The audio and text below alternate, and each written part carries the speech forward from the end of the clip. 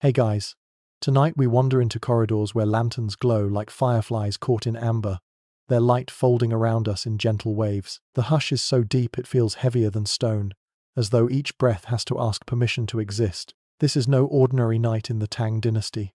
Palace it is one where silence could sentence, where a dream whispered in sleep might echo louder than any law. You might not survive the stillness of these halls if you were to stand alone, but you are not alone. Together, we will step into shadows that once dictated life and death. Do you dare discover how it was done? So, before you get comfortable, take a moment to like the video and subscribe, but only if you genuinely enjoy what I do here.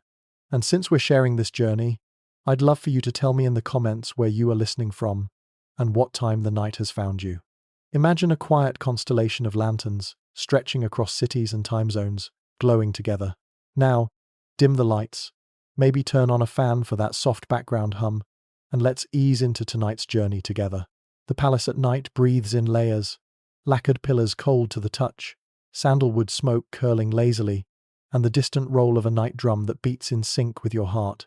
Somewhere in the archives, a young clerk lowers his head, brush poised above silk paper. Tonight he has been ordered to record not a tax figure or census name but a dream. His hand trembles, ink gathering like a storm cloud at the tip of the brush. He knows that once this dream is written, it will live longer than its sleeper. The words are simple. A white crane circled the palace roof 3 times. To us, it may sound like something you'd scroll past on a feed, a fleeting image shared in passing. But here, in this echoing hall, it is no meme. It is law. Once sealed, this dream is no longer private, it is archived, binding the empire to the language of sleep. You and I lean closer, as if reading over his shoulder. The ink flows. The crane takes flight not in the sky, but across a silk scroll. The young clerk doesn't yet know he has just placed a pebble on a slope that will trigger an avalanche. This may sound fanciful, but history records such moments. During the reign of Emperor Xuanzong of Tang, same ruler remembered for his love of music, and Yangui faith court kept what were called dream registers. These records were collected with the same care as crop tallies, because the emperor believed that heaven's voice could slip into his sleep. Officials were expected to report their visions at dawn, as if they were dispatches from another world. At first, such entries were treated like curiosities, tucked between harvest counts and petitions. But the act of writing them changed everything, because once a dream becomes text, it becomes shareable. Think of it like an ancient version of Instagram stories. A fleeting thought, captured, reposted, and suddenly magnified far beyond its original moment.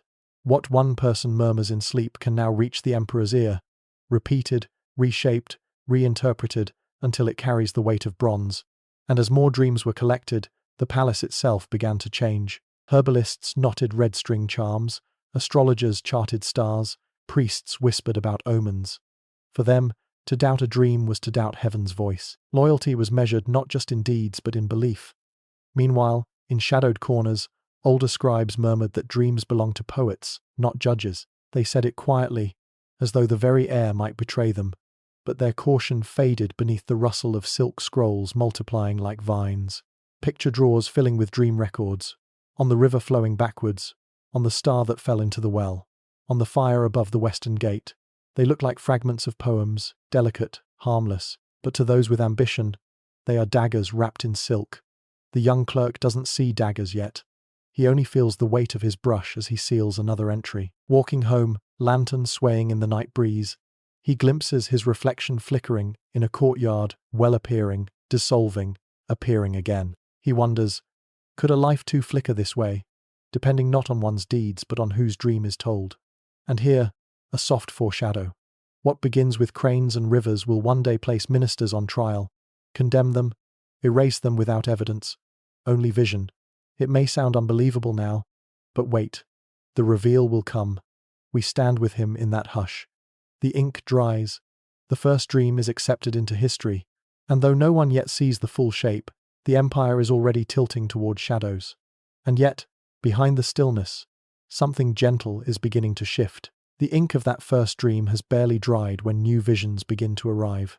The young clerk returns to his desk, and the routine of empire feels subtly altered. Grain tallies still come, census scrolls still pile high, but slipped between them now are whispers of the night. Dreams arrive dressed in silk, waiting to be copied. His brush grows heavier with each one. The capital outside is alive with festivals. Firecrackers burst in red sparks, drums thunder in streets, lanterns float like stars down the river. Yet inside the archive, silence reigns. The only fireworks here are the sharp crack of brush bristles splitting under pressure. Each stroke is louder than thunder in the stillness. The clerk learns quickly. To question why dreams are written is dangerous. A colleague who muttered, "This belongs in poetry, not policy," was quietly reassigned. His absence explained with no detail. Better to bow. Better to copy. Better to breathe as if this has always been the way. One night, he pauses at a courtyard well. His lantern's reflection shivers, breaks, reforms. He imagines his life reflected the same way. Whole, broken, whole, again depending not on deeds but on whose dream is reported. Meanwhile, older officials remember earlier reigns. They tell the tale of Emperor Han Wudi, centuries before the Tang, who dreamed of a golden man descending from the heavens.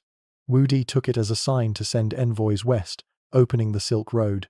In the streets, storytellers still frame it as destiny fulfilled. But scholars quietly note that the dream was used to justify policy already decided. Even miracles could serve politics. Another tale is whispered of Emperor Xuanzong himself, who once delayed judgment on a rebellion because of an ominous dream of blood-red stars. Whether true or embroidered later, the story lingers as proof of how visions bent reality. For the young clerk, such tales feel like wonder, not warning. If heaven speaks through dreams, then even the humblest sleeper might matter. It feels like the Empire's version of TikTok, a fleeting vision, suddenly amplified, shared, dissected, until it changes lives. The danger, of course, is that what gives hope can also tighten chains. His robes grow stiffer, his bow deeper, his shadow longer on palace stones. He notices eyes upon him not curious, but calculating. He has become a keeper of night's secrets, custodian of weapons that look like words. Then, in a chamber perfumed with pearwood smoke, a suggestion falls softly. Let dreams of unusual weight be gathered with the morning reports. The sentence floats like a feather. Yet, where it lands, the Empire's fabric dips. The next dawn, a new ledger lies open. Silk pages eager for ink. The clerk breathes shallowly, as though he has entered a room where someone has just wept. He dips his brush, and the ink seems darker than before. He writes, and with each character, the Empire binds itself more tightly to visions it cannot see. Festivals continue outside, laughter rising in the night. But inside, the shift is clear. Dreams no longer vanish. With sunrise they march into daylight, archived as evidence. And here lies another foreshadow. What starts as whispers in ledgers will one day echo in courtrooms, condemning officials not for what they did, but for what another dreamed. The clerk sets down his brush, shoulders aching. The lantern flame shrinks low, and for a moment he imagines it whispering, just as he whispers to you now. The palace has discovered a new language of judgment, written not in facts, but in shadows. And yet, behind the stillness, something gentle is beginning to shift. The young clerk's brush dries, but the ink it leaves behind is alive. It seeps through the palace, not only in ledgers but in whispers, drifting from chambers where silk curtains filter moonlight. If the archive is where dreams are recorded, then the harem is where they are born into power. And tonight, you and I step softly into that labyrinth. The air here is different. It smells less of sandalwood and ink, more of orchids steeped in warm water, of perfumed hair oils left on wooden combs. Moonlight paints silver lines across latticed windows, and the silence is not empty but embroidered with sighs too quiet for history to catch. The emperor sleeps somewhere beyond, but his dreams are not the only ones that matter. A concubine reclines on a low couch, her silk sleeve falling like a wave across the floor. She stirs, murmurs, and in that half-waking moment, releases a vision, a crane standing upon the palace roof, refusing to move. To you or me, it may sound like idle musing, but here it is a coin, a gift she places into the hands of those listening. By dawn, that bird may flutter through a report, carrying her influence on its wings. Nearby, another woman whispers of a wheel of fire circling in the sky, its flame vanishing as quickly as it appeared. To one ear it is a comfort, to another, a warning. The women of the harem know what they are doing. To dream aloud is to shape the palace. To keep silent is to deny someone else a weapon. Their pillows glow in moonlight, but each breath of sleep carries risk and promise alike. This is not paranoia, it is history. The old Book of Tang records that Emperor Xuanzong's court took reports from the harem seriously, especially when linked with celestial omens. If a favored concubine told of an ominous star, ministers bowed more deeply. Guards hesitated before reporting facts that contradicted her. Dreams that began in soft chambers ended up altering policies carved in bronze. You and I may find this strange, but think of it as the empire's group, chat private messages, screenshot, shared, and reinterpreted until they shift reputations. A single dream whispered in a quiet room could ripple outward, arriving at the emperor's desk with layers of meaning attached. Once there, it was no longer hers. No longer his, it was everyone's. Behind painted screens of cranes and pines, conversations dropped to a hush. Tonight, one concubine tells of a shadowed man standing among ancestral tablets, whispering a name. The sound of that name lingers heavier than incense. By tomorrow, it will be ink, and once written, it will bend upon the shoulders of the man accused, as if he had been summoned by heaven itself. The women know the stakes. They are not naive. Some hold back their dreams as shields, revealing them only when desperate. Others weave them strategically, placing allies in auspicious visions and rivals in ominous ones. Even the emperor, though he dreams like any man, finds his visions reshaped by those who listen more carefully than he does. His sleep becomes a river, others learn to navigate. History leaves us traces. Scholars still debate whether many of these accounts were embroidered after the fact. Yet, memorials survive where ministers cite dreams reported in the harem as evidence in court. To modern eyes, it feels like gossip hardened into stone. But to them, it was heaven speaking, and heaven could not be ignored. As you and I linger here, among shadows and silk, the danger grows clearer. The harem, which outsiders imagine as a garden of leisure, is instead a workshop of power. Dreams are the threads, and each woman holds her needle differently. They stitch futures while the empire sleeps. And just as you begin to wonder where this will lead, listen carefully. From the darkness beyond, faint footsteps approach. A eunuch pauses at the threshold, waiting to carry tomorrow's first report to the dawn court. The inkstone is ready, the whispers are ready, and the empire, whether prepared or not, is ready to be reshaped. And yet, behind the stillness, something gentle is beginning to shift. Dawn filters through the palace like a hesitant brushstroke, painting the roofs with faint gold.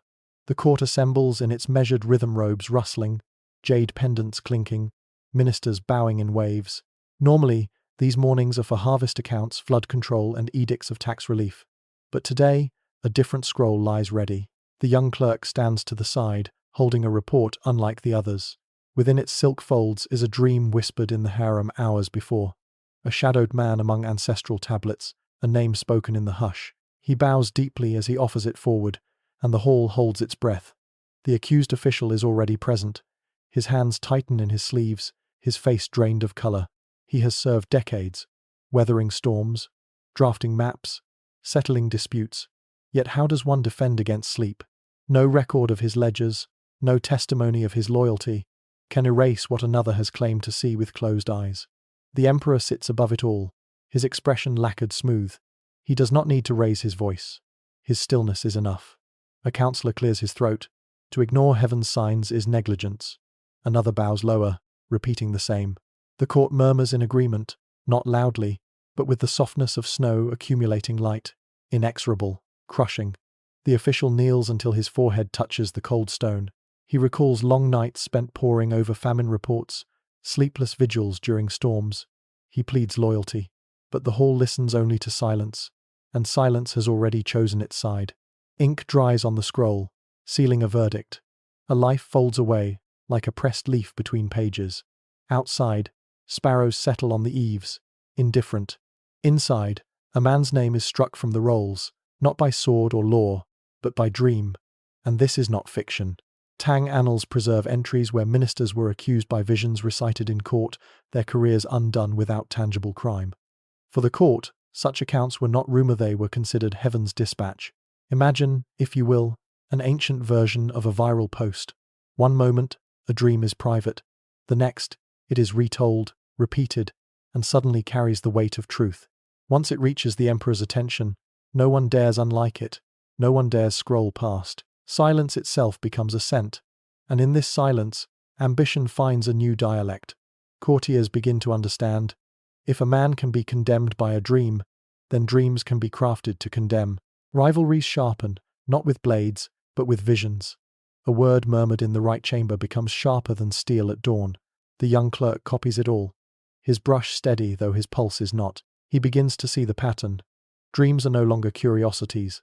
They are weapons. Some days he wonders if heaven truly speaks so often, or if the palace itself has learned to put words in its mouth. You and I stand at the edge of the hall, unseen but listening. What began as whispers in moonlit chambers has now hardened into verdicts carved in silence, and this is only the beginning. And yet, behind the stillness, something gentle is beginning to shift. The palace has tasted what a dream can do, and ambition begins to twist itself into new shapes. You and I walk now into a hall where scrolls rustle like leaves in a storm, not with reports of canals or roads, but with visions transformed into weapons. A minister kneels, voice soft, as if confiding to a friend. He describes a golden dragon bowing at the southern gate. To most ears, it is poetry, but those who know the factions of the court hear more. They know that the southern garrisons are commanded by his ally. The dream is no accident, it is an argument, dressed in silk, for power. Another minister, unwilling to be outmaneuvered, quickly claims a vision of stars forming a bad omen over the western frontier. The commander stationed there, a rival, feels the ground tilt beneath him. He cannot argue with the sky, nor can he demand proof of what another man saw in his sleep. His silence becomes his weakness. The emperor listens, still and unreadable. His nod is enough to tilt the empire's balance. A faint approval can harden into policy. A frown can dissolve a career. He need not speak. His silence is as sharp as any decree. History preserves fragments of these maneuvers. In Tang records, memorials appear that cite dreams to justify purges, promotions, even campaigns. One such entry described a phoenix refusing to descend, a sign that certain officials were unworthy. Within weeks, their names vanished from rolls. For us, it is astonishing. For them, it was obedience to heaven. Imagine this as the empire's version of rumor gone viral. A story whispered at night becomes retweeted across the court by morning, reshaped until it destroys or elevates. Officials learn quickly.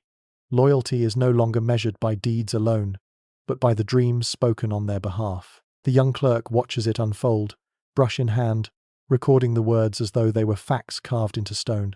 He feels unease tightening in his chest. Each time he writes the word for portent, it feels heavier, as if the ink carries lives within it. And in truth, it does.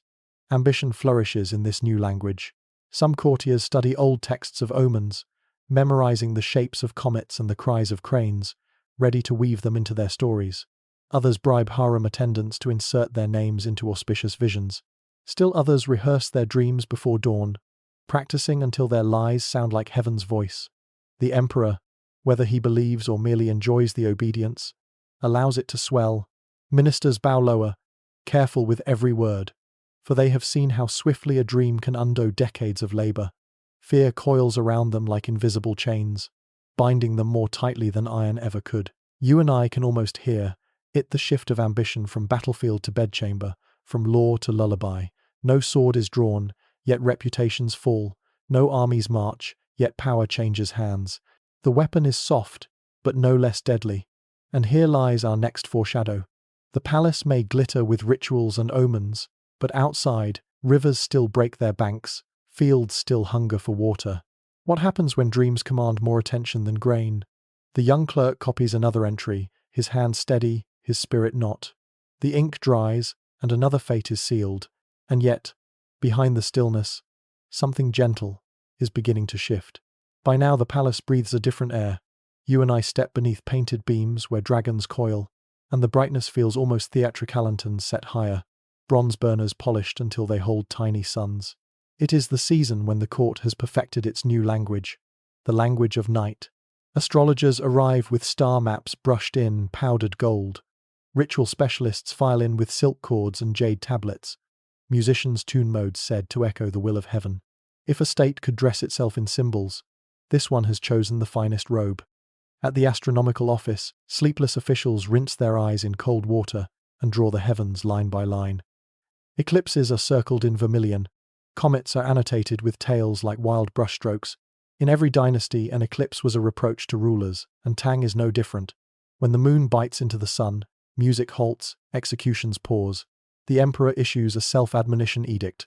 The forms are strict, the choreography exact, and in this moment, form and omen fit together so neatly that no one asks whether the omen came first or the power to wield it.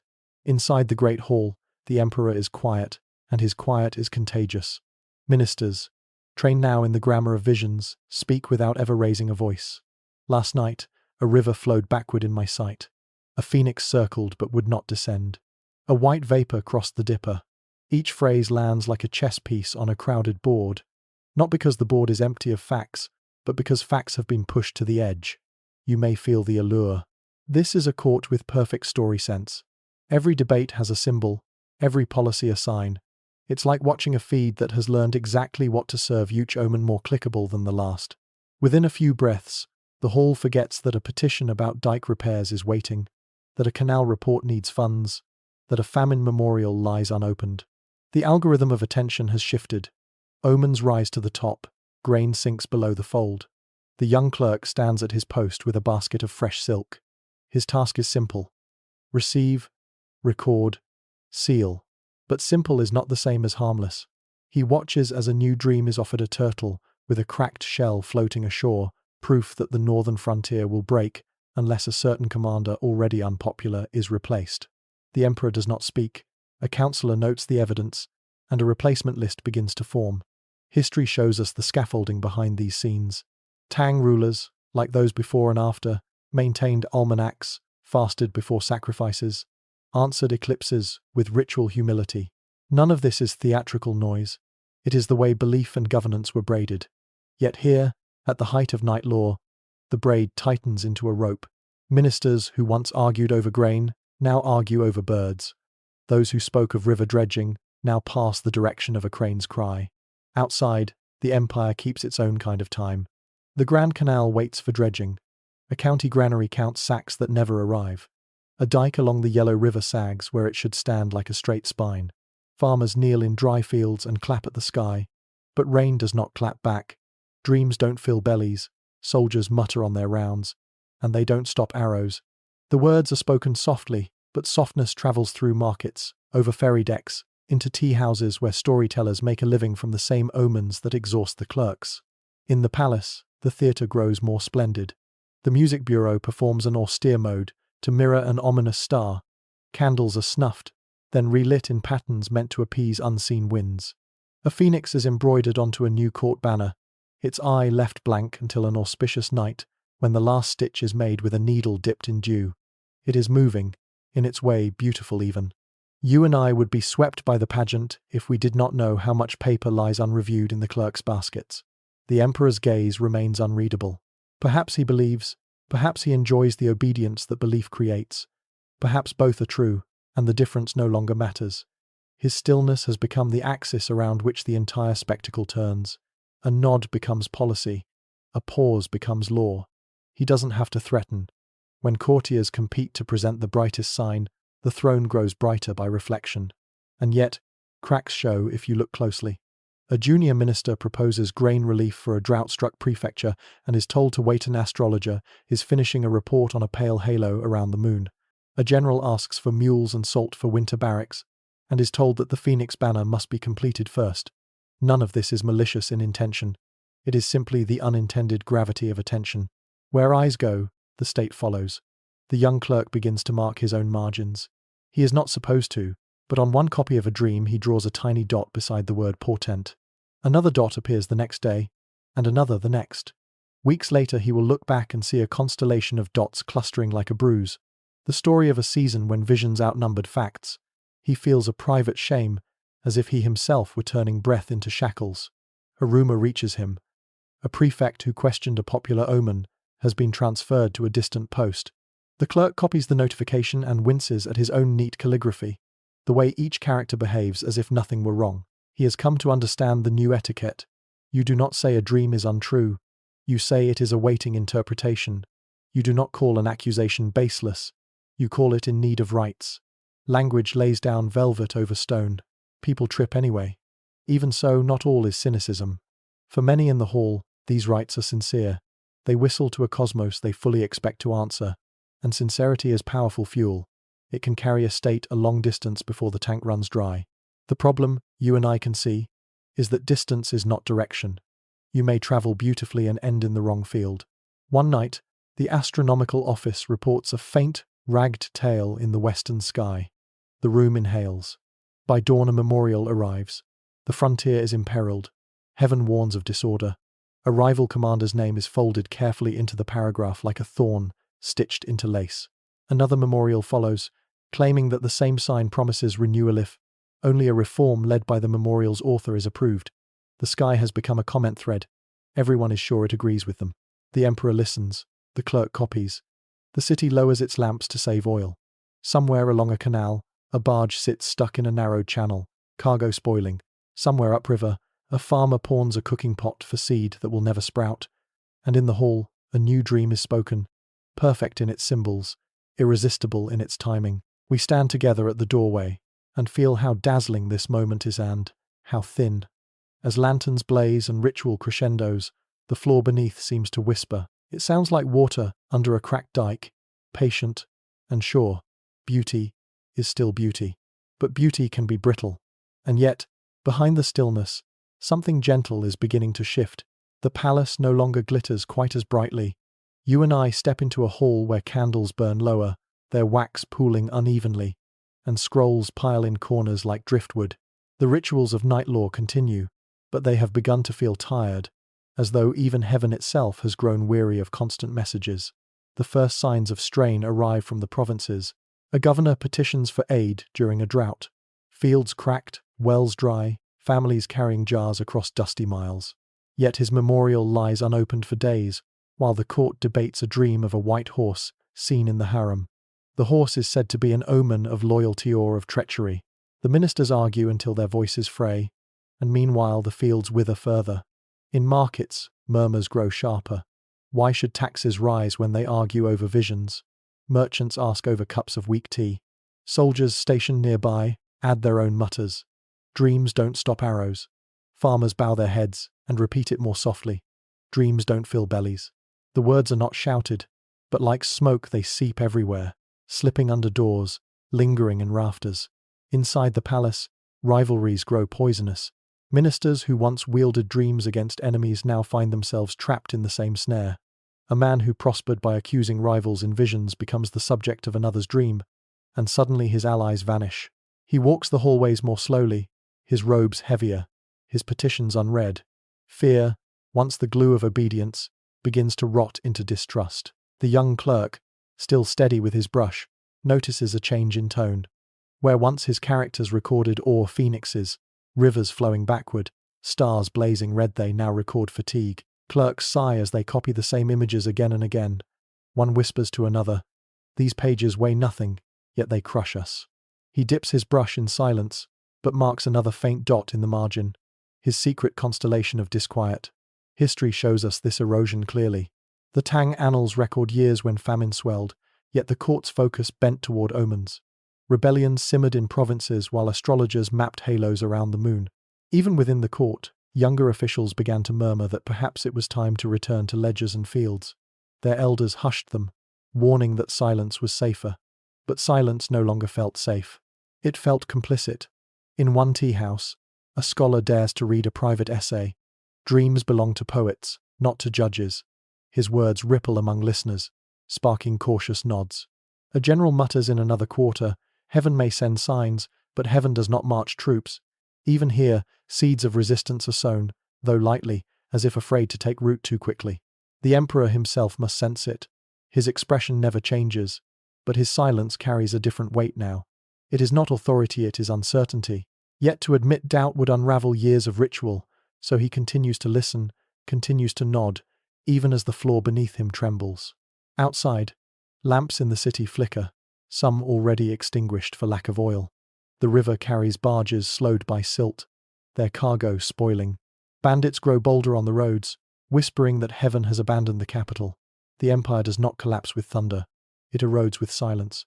And you and I, standing at the threshold of this tired hall, hear the difference. Dreams are still spoken, still written, but the room shifts uneasily. Ministers cough to cover impatience. Eyes lower, not in reverence, but in refusal to meet the emperor's gaze. The spell is fraying.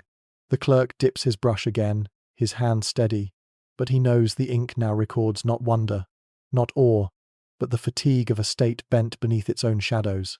His secret dots in the margins gather into a pattern almost visible, a dark map of disillusion. And yet, behind the stillness, something gentle is beginning to shift. Morning light seeps through the lattice, but it carries little warmth. You and I move once more into the archives, where bundles of dream scrolls lean against one another like exhausted pilgrims. Their silk cords are frayed, their titles poetic yet heavy. On the crane's cry, on the splintered tablet, on the river of fire. To a casual eye, they resemble verses waiting to be sung. To the careful reader, they are verdicts disguised as poetry, the scars of an empire that tried to govern through visions. The young clerk, older now, sorts them with steady hands. He does not add dots in the margins anymore. The pattern is complete. He sees constellations of futility drawn across years of ink, yet he works with the same precision because duty still requires it. He knows that what is preserved will outlive him. And so, quietly, he makes sure the bundles are tied well, as though securing the memory itself. History gives us glimpses of this aftermath. Scholars centuries later puzzled over these records. Some argued that emperors truly believed, that sincerity drove them to record every omen. Others suggested the opposite, that dreams were convenient veils for choices already made. Perhaps, as with most things, the truth lies between. Belief and manipulation braided so tightly that even the emperor himself might not have known where one ended and the other began. Beyond the walls, people remember differently. In tea houses, ballads describe the ruler who judged by visions, a man said to walk between worlds. Some sing with reverence. To them, heaven had truly touched the throne. Others sing with irony, recalling empty granaries and delayed relief while the court debated the cry of a bird. For peasants who lost harvests, the memory is bitter. For those who gained favor through auspicious dreams, it is sweet. The past, like a cracked mirror, reflects many faces depending where you stand. Later dynasties learned from this chapter. Ming scholars wrote essays cautioning that government must be grounded in law and grain, not clouds of night. Qing emperors, though still attentive to omens, were careful not to lean too openly on them, lest ridicule undo their authority. Yet the temptation never vanished. In times of fear, people always look for signs in the dark. You and I pause in a courtyard where grass pushes between the stones. The wind carries the faint sweetness of old incense. We realize that dreams themselves were never the culprit. It was the use of them, the transformation of private mystery into public verdict, that left wounds. Power, unchecked, can take even the gentlest human act and forge it into chains. But legacy is not only warning.